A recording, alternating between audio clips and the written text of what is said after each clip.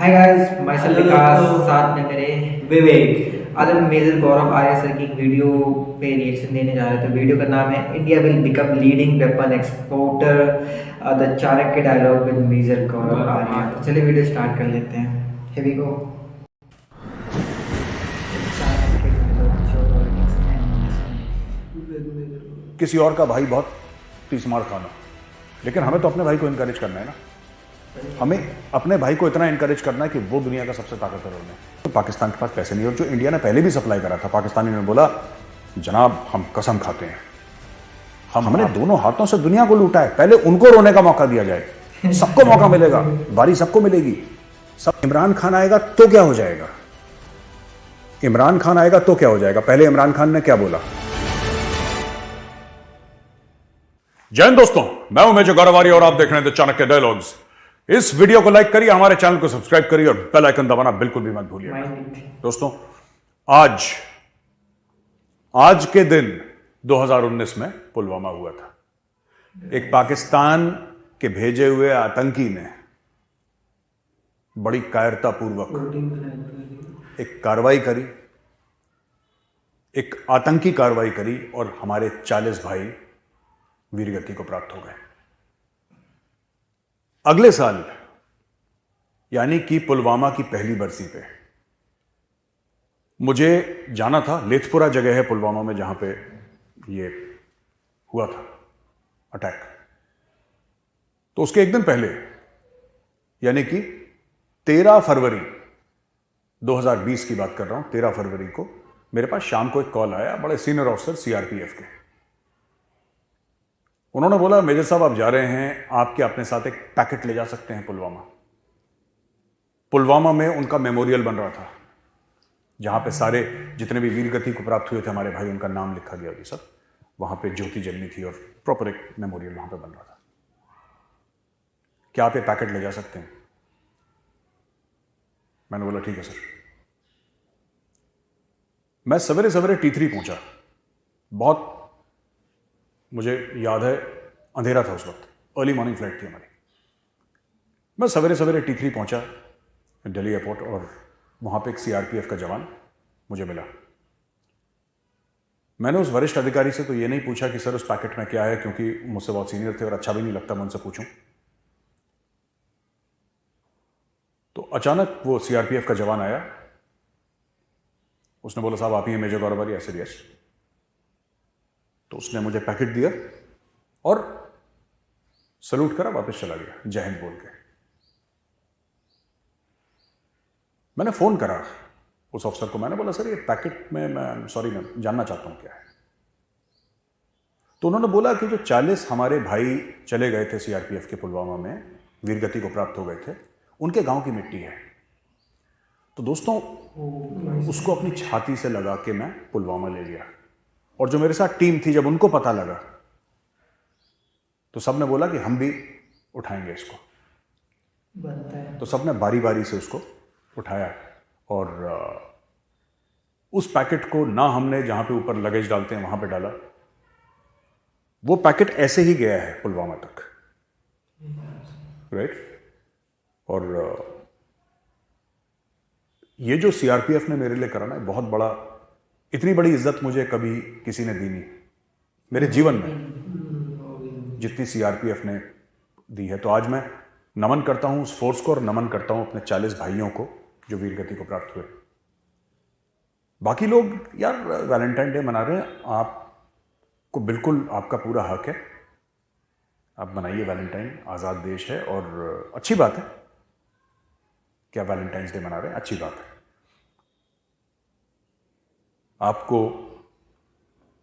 Valentine day मुबारक हो, लेकिन हमारे लिए 14 फरवरी हर समय पुलवामा ही रहेगा। Black day. दोस्तों याद करिएगा उनको जिन्होंने जान दे दी आपके लिए और मेरे लिए। ये बहुत बड़ी कुर्बानी है, ये it's a very big thing. मतलब कभी सोचिए इसके बारे में। सिर्फ 40 भाई नहीं गए इस दुनिया से, 40 परिवार चले गए, and it's a very big thing, बहुत बड़ी बात है। दोस्तों अब हम आते हैं आज की खबरों पर, और खबरें कुछ इस तरीके से हैं कि प्राइम मिनिस्टर मोदी ने यह बोला है कि 2025 तक भारत का जो डिफेंस सेक्टर है वो 3 गुना बढ़ के $5 अरब हर साल एक्सपोर्ट करेगा. The defense sector is set for a big leap, he said, and cited the homegrown fighter jet Tejas, the first indigenously designed and built aircraft carrier INS Vikrant, Asia's largest helicopter factory in Karnataka's Tumakuru, and the country's first armored systems complex built by a private firm in Surat, as reflecting the potential of a self-reliant India eager to spread its wings and tap global opportunities. This is great. फिर prime minister Modi ने बोला, the India of today thinks fast, thinks far and takes quick decisions. The India of the 21st century will neither miss an opportunity nor lack in effort. देखिए दोस्तों, मैं आपको बताता हूं ना, कई सारे ऐसे सिस्टम्स हैं जो हमने बाहर, एक्चुअली क्या था कि हम लोग बाहर से हमने खूब हमारा जो आज तक रहा है, मतलब कुछ साल पहले तक, ऐसी बात नहीं कि भारत में कुछ नहीं बनता था, ऐसा बिल्कुल भी नहीं है, लेकिन बहुत कम बनता था और बड़ा आसान था. पैसा दे दिया, रूस से मंगवा लिया, राइट? पैसा दे दिया, फ्रांस से ले लिया, पैसा दे दिया उससे. अभी भी ये काम चल रहा है, बट ये काम कम हो रहा है. अचानक आप एक दिन में खत्म नहीं कर सकते. You can't and this in one day कि नहीं आज से भारत आत्मनिर्भर हो जाएगा. ऐसा हो ही नहीं सकता. कोई भी देश नहीं कर सकता, अमेरिका नहीं कर सकता, कोई भी नहीं कर सकता, ठीक है ना? लेकिन ये कदम उठा लिया है भारत ने. और अब जो भारतीय सेना में, वायुसेना, नौसेना, ये इनफैक्ट थल सेना में जो अब सामान आ रहा है, काफी हद तक इंडिजिनस आ रहा है, यानी कि लोकली मैन्युफैक्चर्ड. आपने प्रचंड वो हेलीकॉप्टर गनशिप का नाम सुना होगा, वो आया, यू नो, विक्रांत, एंड कितने और हमारे सिस्टम्स आए, धनुष वगैरह, और ये अग्नि ये सब. तो इसमें से कई सारे प्रोग्राम्स ना पहले से चलते आ रहे हैं, लेकिन उनको नया इम्पेटस मिला है, एक उसमें ऊर्जा आई है, नई एक स्फूर्ति आई है. और यही बात ये कह रहे हैं कि अब हमारे जो वेपन इंपोर्ट्स हैं वो बढ़ने वाले हैं, और 2025 तक टारगेट है कि 5 अरब हर साल. उसके बाद बढ़ेगा 10, 15, 20, 25, 30 अरब. वो बढ़ता चला जाएगा जैसे जैसे आपकी क्वालिटी बेहतर होगी, जैसे जैसे आप खुद इस्तेमाल करेंगे और दुनिया को बोलेंगे देखो यार हम भी इस्तेमाल कर रहे हैं, हमारा प्रोडक्ट है, वर्ल्ड क्लास है. Tejas Indian air force is using, right?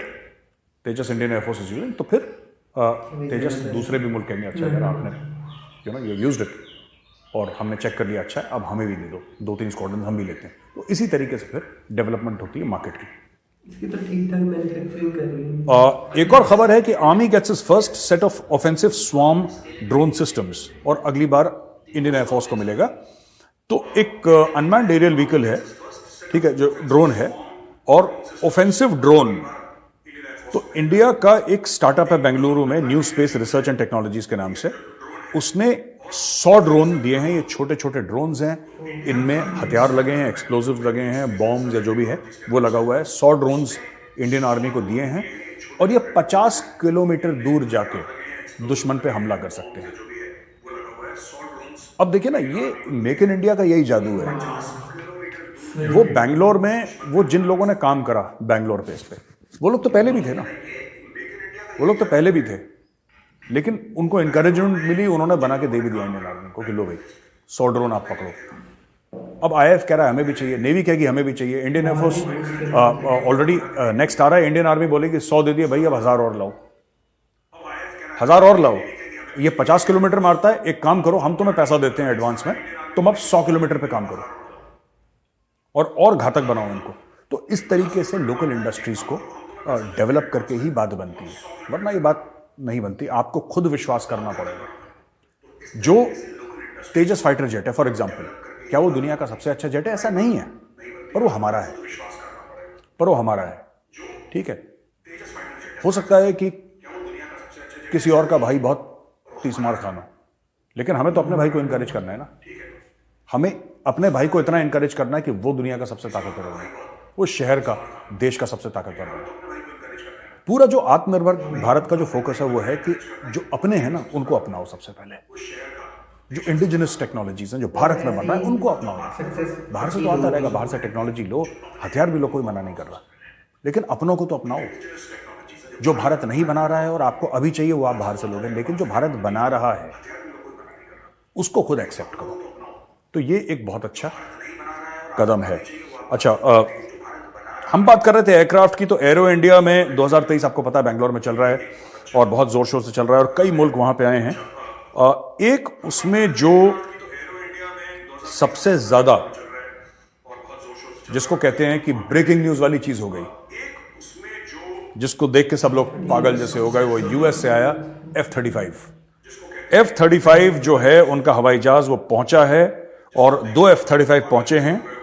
और एक बड़ा ड्राई सा, एक बड़ा मैटर ऑफ फैक्ट उन्होंने मैसेज दिया, लेकिन उस मैसेज को पढ़ के यहां पे हलचल हो गई। और जितने भी एविएशन के या जितने भी ये हवाई जहाज के जो एंथुजियास्ट थे, उनमें बड़ी एक जोश की लहर दौड़ गई। उन्होंने लिखा the USAF's newest 5th generation fighters, the stealthy supersonic multi-role F-35A Lightning II and F-35A Joint Strike Fighter will make their debut at Aero India 2023। ये US consulate general in Chennai ने ये एक अनाउंसमेंट करा, ठीक है। तो इससे काफी हलचल हो गई। क्या भारत F-35 खरीदेगा? देखिए पता नहीं, इसके बारे में मैं नहीं बोल सकता। क्या भारत को खरीदना चाहिए, मुझे यह भी नहीं पता, क्योंकि I am not an expert. मुझे नहीं पता कि यह हवाई जहाज कितना अच्छा है, लेकिन मैंने नाम बड़ा सुना है और मैं सरप्राइज नहीं होऊंगा, क्योंकि जो F-21 देने की कोशिश कर रहे थे वो एक्चुअली क्या है कि अमेरिकन कह रहे थे आप F-21 ले लो, F-21 ले लो। F-21 कुछ नहीं है, वो F-16 का थोड़ा सा एक एडवांस वर्जन है और F-16 ऑलरेडी पाकिस्तान के पास है, तो हम F-21 क्यों लेंगे? एक मिलता जुलता सिस्टम क्यों लेंगे? आपको तो एक ऐसा जहाज चाहिए जो कि बिल्कुल अलग हो और बहुत आगे हो। ये तो लॉजिकल सी बात है। आपका दुश्मन है चाइना और आपका दुश्मन है पाकिस्तान। लड़ाई तो इन्हीं दोनों से होगी आपकी, ठीक है। आपकी भूटान और नेपाल से तो लड़ने नहीं वाले, ना आप श्रीलंका से लड़ोगे, ना बांग्लादेश से लड़ोगे। आपकी लड़ाई किससे होनी है? आपकी या तो चाइना से होनी है, पाकिस्तान की, उसमें प्राइमरी चाइना है, ठीक है। पाकिस्तान को तो वैसे ही निपटा देंगे, लेकिन चाइना जो है ना, that is the main threat. और अगर आपको चाइना को काउंटर करना है, फिर आपको राफेल चाहिए, फिर आपको F-35 चाहिए। अब वो डिपेंड करता है कि सरकार और एयरफोर्स के ऊपर क्या डिसीजन होगा F-35 को लेके। लेकिन जो लोग हैं जो इसके बारे में जानते हैं, मैंने 1-2 वेटरन से बात करी एयरफोर्स के कल, और उन्होंने बताया कि ये कोइंसिडेंस नहीं है। उनका ऐसा मानना था कि ये F-35 का इंडिया आना है कोइंसिडेंस नहीं था, ये एक सिग्नलिंग थी, ये एक मैसेजिंग थी कि this is also available to India should India so desire. और पीछे बात हो रही होगी कुछ F-35 लेने के लिए, लेकिन प्लेटफॉर्म कमाल का है। भारत के किस यूज में आएगा उसके लिए I am not the right person, मैं क्वालिफाइड नहीं हूँ ये आपको बताएगा। वो कोई एयरफोर्स का फाइटर पायलट ही आपको बता पाएगा, मुझे इसके बारे में इतनी नॉलेज है नहीं। लेकिन मैंने सोचा कि खबर है, मैं आपके साथ जरूर शेयर करूंगा। अच्छा जी, अच्छा। हमारे पुराने मित्र, हमारे साथी पाकिस्तान में दूध के दाम हो गए 210 रुपए लीटर और चिकन 700 रुपए क्रॉस कर चुका है कराची में। और बहुत ज्यादा यहाँ पे कह रहे हैं दिक्कत है। 210 रुपए। यार मुझे एक बात समझ में नहीं आते, आटा है नहीं इनके पास, चिकन विकन कहां से खा रहे हैं यार? बिना रोटी के खा रहे हो चिकन, क्या कर रहे हो? एनीवे, बेसिकली पाकिस्तान में गड़बड़ हो गई। अच्छा, मैं आपको आसान शब्दों में बता देता हूँ। यहाँ पे तो वही लिखा हुआ है कि ये बर्ड इतने की है और ये जानवर इतने का, ये सब छोड़ो। बेसिकली क्या है कि दवाइयाँ खत्म हो गई पाकिस्तान, ठीक है ना। जो सॉल्ट्स थे उसके, वो तो इंडिया से आते थे या कहीं और से आते थे बाहर से, वो दवाइयाँ बंद हो गई क्योंकि पाकिस्तान के पास पैसे नहीं। और जो इंडिया ने पहले भी सप्लाई करा था, पाकिस्तानी ने बोला जनाब हम कसम खाते हैं, हम आपको जो हम आपसे ले रहे हैं इसका हम आपको पैसा जल्दी से जल्दी देंगे। तो बेचारे इंडिया वाले भी एक्सपोर्टर थे, ये उन्होंने बोला हाँ बोल रहा है तो ठीक ही बोल रहा होगा, कागज वागज साइन करके पाकिस्तानी ने दे दिया, उन्होंने बोला ठीक ही बोल रहा होगा। वही हो गया इनके साथ, समझ रहे हैं आप। पाकिस्तानियों ने दवाइयां तो ले ली भारत से, लेकिन भारत के जो मैन्युफैक्चरर थे, जो सप्लायर थे, उनको पैसे ही नहीं दिए और खूब दवाइयां ले ली और इनका चूना लग गया बहुत बुरी तरीके से। अब ये इंडिया में जो सप्लायर हैं वो रो रहे हैं, कह रहे हैं यार भाई साहब ये कैसे हो गया, ये किस तरीके से हो सकता है यार, आपने तो बोला था, हमारे पैसे फंस गए। तो पाकिस्तानियों ने इनसे बोला यार क्या बच्चों वाली बातें कर रहे हो, रो रहे हो, पैसे फंस, यहाँ पे पूरी दुनिया के पैसे फंसे हुए हैं, यहाँ पे पूरी दुनिया के पैसे फंसे हुए हैं। तुम हमारे खिलाफ अगर कंप्लेंट करना चाहते हो, हमें गालियां देना चाहते हो, हमें छितर मारना चाहते हो, तो लाइन में लगो बेटा। सबसे आगे खड़ा है IMF, उसके पीछे खड़ा है अमेरिका, उसके पीछे खड़ा है चाइना, उसके पीछे खड़ा है सऊदी अरेबिया, उसके पीछे खड़ा है UAE, और इंडिया का नंबर तो बाद में आता है। तुमसे दवाइयां ले ली, तुम रो रहे हो यार इतने $100 मिलियन तुम्हें देने थे, जितने भी देने थे दवाइयों के। हमने पूरे दुनिया को लूट रखा है, कुछ तो इज्जत दो हमें यार। हमने दोनों हाथों से दुनिया को लूटा है, पहले उनको रोने का मौका दिया जाए, सबको मौका मिलेगा, बारी सबको मिलेगी। सब रोएंगे, तुम भी छाती पीटना, लेकिन पहले अमेरिका को पीटने तो यार, फिर चीन पीटेगा, फिर सऊदी अरब पीटेगा, सबसे आगे आईएमएफ है। आईएमएफ को इतना 22 बार चूना लगा दिया, आईएमएफ को पता ही नहीं लगा कि पाकिस्तान ने 22 बार कोई कैसे बेवकूफ़ बन सकता है, मुझे समझ में नहीं आता। पर आईएमएफ को बनाया पाकिस्तानियों ने, 22 बार बेवकूफ़ बनाया, 23वीं बार बना रहे थे तब आईएमएफ पकड़ लिया। ठीक है, एनीवे, जो पाकिस्तान में रेमिटेंसेस भी आ रहे हैं, ठीक है, वो 13.1% ईयर ऑन ईयर वो कम हो गए हैं। और इस बार रेमिटेंसेस जो जनवरी में आए पाकिस्तान में 1.9 बिलियन आए, ठीक है जी। और सबसे ज़्यादा जो पैसा आया वो सऊदी अरब से आया पाकिस्तान में, जो पाकिस्तानी बाहर काम कर रहे हैं ना, वो भेजते हैं वापस घर, 407.6 मिलियन। फिर यूनाइटेड किंगडम से आया 330.4 मिलियन। फिर यूएई से आया 269.2 मिलियन एंड यूनाइटेड स्टेट्स से आया 213.9 मिलियन। और गल्फ कंट्रीज से बहरीन, कुवैत, कतर, ओमान, इनसे आया 243 मिलियन एंड यूरोपियन स्टेट से आया 239.6 मिलियन। ये सब मिला मुलू के 1.9 बिलियन यानी कि 1.9 अरब डॉलर पाकिस्तान में जनवरी में आए। ये कम होता चला जा रहा है। अच्छा, मुझे एक बात, ये कम हो गया ज़्यादा हो गया मुझे नहीं बात समझ में आ रही, इसको छोड़ देते हैं, ठीक है ना। मैं सिर्फ सवाल है, बाहर से बंदा किसको पैसे भेजता है? अपने रिश्तेदारों को भेजेगा, दोस्तों को भेजेगा कि तुम लोग ठीक से नहीं हो, लोग भेजते हैं ना बाहर से पैसे। इतना ट्रस्ट कम हो गया है पाकिस्तानी सरकार पे कि लोगों ने रिश्तेदारों को पैसा भेजना कम कर दिया, राइट? क्योंकि वो तो डॉलर से ही भेज रहे हैं, वो तो पाउंड से भेज रहे हैं और ये भी डॉलर में है, ठीक है। यू कैन से कि डॉलर टू द रुपी का जो वो है, you know, the strength of the rupee, Pakistan rupee against the dollar, वो ऊपर नीचे हो गया। लेकिन देव स्टॉप सेंडिंग डॉलर्स, मतलब बहुत कम कर दिया पहले से। अब जो ओवरसीज पाकिस्तानी है, दे डोंट बिलीव। अच्छा, ये भी बड़े जज्बाती लोग हैं ना पाकिस्तानी, देर ये कह रहे हैं कि जब इमरान खान आएगा तब हम पैसे भेजेंगे। कई लोगों से मेरी बात हुई है पाकिस्तान में, वो कहते हैं साहब उनका तो ये कहना है कि जब इमरान खान आएगा, इमरान खान आएगा तो क्या हो जाएगा? इमरान खान आएगा तो क्या हो जाएगा? पहले इमरान खान ने क्या बोला? इमरान खान ने ये बोला कि साहब बाजवा जो है, बाजवा की वजह से मुझे काम नहीं करने दिया। उसको एक बहाना मिल गया, उसने बाजवा को विलन बना दिया, रोज बाजवा को गाली देता है। और बाजवा साहब आप क्यों बोलते हैं? आप कभी वो किसी को इंटरव्यू दे देते हैं चुपचाप, किसी को, you are the army chief. Army chief institution होता है, ये लफाड़िया politician they keep on coming and going. ये Pakistani politician, you are the army chief sir, आप तो पाकिस्तानी आर्मी चीफ हैं। आप क्यों ये करके ये तो इमरान खान क्या चाहता है? इमरान खान ये चाहता है कि आपसे रिस्पॉन्स ले। इमरान खान ये, पाकिस्तान तहरीक इंसाफ के बड़े बड़े लोग मुझे ट्रोल करने की कोशिश करते हैं, बड़े सीनियर, ये डब्बू ने कोशिश करी थी, मैंने तो कभी जवाब नहीं दिया डब्बू को। मजाक उड़ा देता हूँ डब्बू की, but I never respond. It's beneath my this thing status कि मैं डब्बू जैसे लोगों को, दीज रफियंस दैट आई रिस्पॉन्ड, मैं नहीं करूँगा डब्बू को रिस्पॉन्ड। मैं चौधरी फवाद की बात कर रहा हूँ, मैं नहीं करता इन लोगों को रिस्पॉन्ड यार।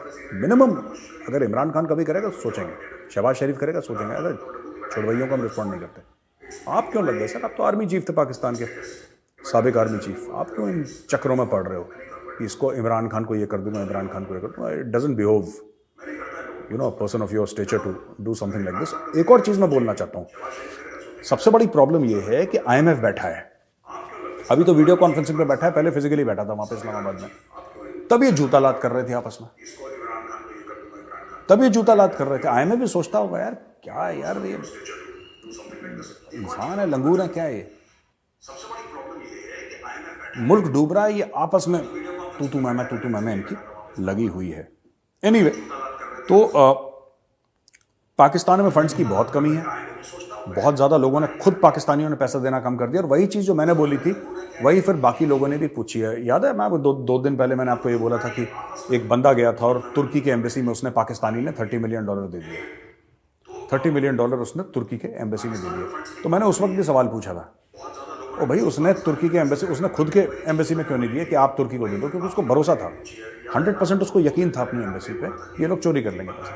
मैंने इनको पैसा दिया, 30 मिलियन गायब हो जाएगा, तुर्की पहुंचेगा ही नहीं, इसलिए उसने तुर्की को दिया। मैंने बात बोली थी, पाकिस्तानी भी यही बात बोल रहे हैं, बड़े बड़े जर्नलिस्ट उनकी यही बात बोल रहे हैं कि बॉस अब मुल्क पर भरोसा नहीं है। देखिए, एक डिबेट पे बात हो रही थी, तो सुशांत सरीन है और बड़ी गहरी नज़र रखते हैं पाकिस्तान के ऊपर। उन्होंने एक बड़ी खूबसूरत बात बोली जो मैंने ट्वीट भी करी थी। पाकिस्तान में जो फेलियर है ना, वो सरकार का नहीं है। एक ज़माने में सरकार का हुआ करता था, ये फेलियर स्टेट का है। आज की तारीख में कोई ये बोले कि पाकिस्तान में सरकार फेल हो गई, ये नहीं, पाकिस्तान फेल हो गया है। The state has failed. Pakistan तो फेलियर 75 साल से, इस बार स्टेट फेल हो गया, ये बात हो गई। अब मैं आपको क्या बात बता रहा था, इमरान खान ने ये बोला कि साहब ये तो बाजवा की वजह से मैं काम नहीं कर पाया, ये तो बाजवा ने मेरा हाथ रोक लिया, बाजवा ही बिग बॉस था, मैं तो कुछ भी नहीं था। तो भाई साहब अगर आप कुछ नहीं थे तो आप रिजाइन करते, कोने में बैठते। नहीं, हवस है, लालच है, पावर की, इक़्तिदार की। खैर चलो, वो उसका अपना फंडा है, उसकी अपनी मर्जी है इमरान खान की। लेकिन हुआ क्या, मैं आपको बताता हूं दूसरी चीज। अब बोला कि बाजवा सुपर पावर है, जनरल बाजवा ने मुझे काम नहीं करने दिया। अब अगर इमरान खान दोबारा आएगा इलेक्शन के बाद, जो कि होने वाला है, सारी ऐसी चीजें दिखा रही कि इमरान खान ही बनेगा प्राइम मिनिस्टर, फिर पता क्या बोलेगा, अब मैं अगले 4-5 साल इसलिए काम नहीं कर पा रहा क्योंकि शहबाज शरीफ ने सब कुछ बिगाड़ दिया। उसने तो IMF के साथ ऐसी डील साइन कर दी कि अब मैं क्या करूं, मैं तो कुछ कर ही नहीं सकता। बनेगा फिर प्रधानमंत्री है पाकिस्तान का। पहली बार भी रोया था, किसी और पे इसने उंगली उठाई थी, वो बाजवा था, इस बार शहबाज शरीफ। अरे आप बताएं, मैं तो प्राइम मिनिस्टर बन गया हूं, लेकिन मैं करूं क्या, मैं कर क्या सकता हूं? सारी चीजें तो शहबाज शरीफ ने साइन कर दी IMF के साथ। अब एक बार मुल्क ने साइन कर दिया तो हमें ऑनर करना पड़ेगा, फिर वो विक्टिम कार्ड प्ले करेगा। और पाकिस्तान जैसा बॉस विक्टिम कार्ड कोई नहीं प्ले कर सकता है दुनिया में। मैं बता रहा हूं, एक पैलेस्टीनियन करते हैं, पैलेस्टीनियन तो खैर मास्टर है, ट्रिपल PhD है, डबल PhD उनके नीचे। पाकिस्तान है ऐसा विक्टिम कार्ड, हाय हाय हाय हम मर गए, ओह बड़ा दर्द हो रहा है। अरे दुनिया ने बड़ी साजिशें कर दी, ये हर समय रोते रहते हैं, हर समय। आप कोई भी इंटरव्यू देखिए पाकिस्तानियों, कभी खुश, दे आर नेवर हैप्पी। और ऐसा नहीं कि आज इनके मुल्क की हालत खराब है इसलिए अनहैप्पी हैं, they were never happy in the first place. ये कभी कोई अच्छी चीज नहीं, हर समय रोते रहते हैं अपनी कंट्री को लेकर, ठीक है। और फिर अब रोना शुरू, ये इमरान खान वही काम कर रहा है। इमरान खान अब बोलेगा यार ये तो मैच फिक्स था पहले से, शहबाज शरीफ ने साइन कर दिया IMF के साथ डॉक्यूमेंट, हमने पैसा ले लिया, अब मैं क्या करूं, मैं मजबूर हूं। तो ठीक है, प्राइम मिनिस्टर हूं तो तनख्वाह तो लूंगा, प्रोटोकॉल लूंगा, और कुछ हार वार घड़ियां वड़ियां पेन वेन चुराता रहूंगा छोटी सी, हर हफ्ते में 1-2 बाहर जाऊंगा, जो हार मिला जेब में डाला, पेन इधर जेब में डाली, डिक्लेयर करने की जरूरत नहीं है, तो शौकान अपना है, लूटो, ठीक है। ये इमरान खान की पॉलिसी होने वाली है। अब दोस्तों हम आ जाते हैं अपने क्वेश्चन और आंसर्स पर। तो भाई क्वेश्चन और आंसर्स तो ये हैं कि ये पाकिस्तानी हैं और ये यूनाइटेड किंगडम में रह रहे हैं। हमाद कहते हैं मेरा नाम है, और इन्होंने काफी लंबी सी एक चिट्ठी लिखी है। मेजर साहब, यू ब्रोक माई हार्ट जब आपने बोला कि I as an Indian don't want Sindh from Punjab. Like seriously, we all Punjabi, Sindhis, Marathis, Gujaratis, children of Indus Valley. और बेसिकली क्या है कि इन्होंने ये लिखा है कि आपने ये बोला है कि साहब, मैंने एक बार एक वीडियो में बोला था, तो हमाद साहब हैं, हमाद साहब ने ये बोला कि साहब आपने बोला कि हमें अखंड भारत के लिए, मैंने ये बोला था कि हमें नहीं चाहिए सिंध, हमें नहीं चाहिए पंजाब, हमें सिर्फ पाकिस्तान ऑक्यूपाइड कश्मीर और गिलगित बाल्टिस्तान चाहिए, और बाकी ऐसा है। हमाद साहब मैं आपको बताता हूँ ऐसा मैंने क्यों बोला, और मैं अपनी बात पे अभी भी कायम हूँ। हम लेकर क्या करेंगे सिंध, हम लेकर क्या करेंगे पंजाब? देखिए, आप मेरी बात का बुरा मत मानिएगा, लेकिन हमने बड़ी मेहनत से, खासतौर से जो भारत का किसान है, भारत की मिडिल क्लास है, इवन जो भारत के उद्योगपति हैं, जो सरमायाकार हैं, जो बड़े बड़े इन्वेस्टर्स हैं, उन्होंने बड़ी मेहनत करके, राइट, मेहनत करके हम अपने मुल्क को एक लेवल पर ले आए हैं। बात 22-23 करोड़ पाकिस्तानी आवाम की नहीं है, ठीक है। अगर ये मुल्क 140 करोड़ को खिला सकता है तो 160 को भी खिला देगा। That is not the point. The point is कि वो जो 22 करोड़ आए हैं वो इतने हाईली रेडिकलाइज्ड हैं कि इस 1.4 बिलियन जो हैं, यानी कि 140 करोड़ जो हिंदुस्तानी हैं, उनको लेकर डुबा देंगे। That is why. आप क्या कह रहे हैं, सिंध नहीं चाहिए भारत को, आपने ऐसा बोल दिया मेजर साहब कि हमें सिंध नहीं चाहिए। आप बिना, जो सिंध में रहते हैं लोग, उनके बिना आप सिंध दे दोगे हमें? हमें प्रॉब्लम मैन पावर की है पाकिस्तान से, हमें जमीन से कोई प्रॉब्लम नहीं है, बट वो जो मैन पावर है उसको 75 साल उसके दिमाग में इतना ज़्यादा गंद भरा हुआ है कि इट्स इम्पॉसिबल, आप बात नहीं कर सकते। मैं जानता हूं, मैं पाकिस्तानियों से बात करता हूं, कई लोग बड़े अच्छे हैं, ऐसी बात नहीं है, लेकिन vast majority of the people, उनका दिमाग वैसे ही फिट है। रेडिकल इस्लामिस्ट्स, उनका वो हिंदू मुसलमान इतना ज़्यादा है उनके दिमाग में कि ये जहर, मैं बता रहा हूं, अगर आप आज ठीक करेंगे ना तो 100 साल लग जाएंगे। इनके बच्चों के बच्चों के बच्चों के बच्चे जो आएंगे वो हो सकता है नॉर्मल हो पैदा। तो we can not take such a risk. आपने पाकिस्तानी पंजाब अपने में मिला दिया, सिंध आपने अपने में मिला दिया, भारत को ले डूबेंगे। मैं बता रहा हूं, ये भारत को ले, ये चाइना को ले डूबे, चाइना के पैसे खा लिए। तो we don't want to get stuck in such a place with such people. It's not required. जो हुआ सो हुआ, अब ठीक है भाई, आप अपने घर, हम अपने घर, दैट्स ऑल। ये कहते हैं मेजर साहब नमस्कार, I am Vijay from Hyderabad. इनका कहना है कि after the US achieves its object of neutralising China, will it join forces with China in time to backstab India to hinder India's growth? Other methods include exploiting minority communities such as in India, something the US has done well in the past. अच्छा विजय जी नमस्कार, बहुत बहुत धन्यवाद आपके सवाल के लिए। विजय जी, ऐसा है ना कि फर्स्ट ऑफ ऑल कोई ये बोले ना कि चाइना को न्यूट्रलाइज कर देगा, मुझे लगता है कि थोड़ा सा ख्वाब है। चाइना को आप मैनेज कर सकते हो, आप चाइना को न्यूट्रलाइज नहीं कर सकते, अमेरिका नहीं कर सकता। वो भी 1.4-1.5 बिलियन का मुल्क है, इट्स इकोनॉमिकली वेरी स्ट्रांग। आप किस तरीके से, it's the factory of the world आज की तारीख में, ठीक है। चाइना का बुरा वक्त चल रहा है, पर ये आप चाइना को राइट ऑफ नहीं कर सकते। And never under estimate, I am using the word enemy with great responsibility, कभी अपने दुश्मन को आप अंडर एस्टिमेट मत करना, है ना। ये सबसे बड़ी गलती होगी। चीन का मामला जो है वो अलग तरीके से आपको मैनेज करना। और जहां तक यूएस का है कि backstab India, I don't think the US will backstab India, लेकिन हमें भी एक चीज समझनी चाहिए, ठीक है। अचानक कोई रिपोर्ट निकलती है, अचानक कोई डॉक्यूमेंट्री निकलती है, ठीक है, अचानक रिलीजियस फ्रीडम का कोई इंडेक्स निकलता है, ये सब क्या है कि प्रेशर पॉइंट्स। उनके साथ कैसे डील करना है वो मैं किसी और दिन बताऊंगा, लेकिन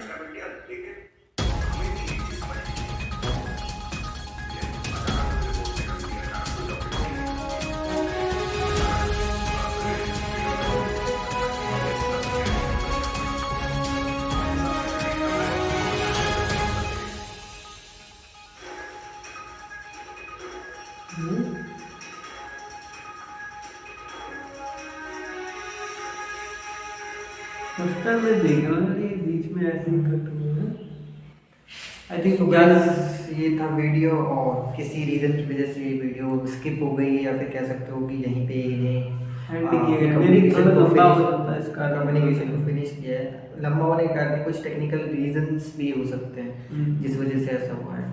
सो बात करते हैं अभी एरो इंडिया के बारे में। तो एरो इंडिया के अकॉर्डिंग अब इंडिया का जो अपकमिंग एक्सपेक्टेशन है वो इंडिया के एक्सपोर्ट को 5 बिलियन तक ले जाने की कोशिश की जा रही है 2025 तक, 2025 तक, मतलब 2023 चल रहा है। विद इन 2 ईयर्स के अंदर में हमें $5 बिलियन